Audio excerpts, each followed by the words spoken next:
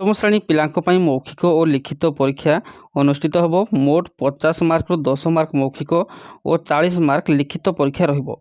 अष्टम श्रेणी पई केवल 50 मार्क लिखित परीक्षा करा जिवो।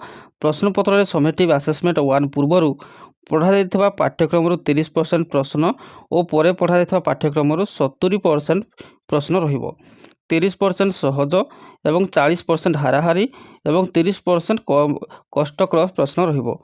संक्षिप्त उत्तरमूलक प्रश्न 60% अर्थात 30 मार्क रहिबो।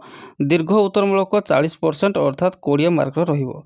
स्कूल स्तर रे विषय भित्तिक शिक्षकों द्वारा उत्तर खाता गुड़िकर मूल्यांकन करा जाई छात्र छात्री को प्रोग्रेस रिपोर्ट दिया जिवो।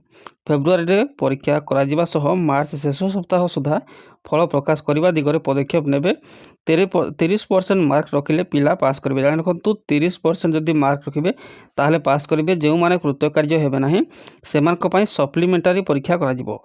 ता पूर्व अकृतकार्य होइता पिलांक पई विद्यालय पक्षरु रेडेमियल टीचिंग व्यवस्था मध्य करा जिवो बोली कहा जायछि।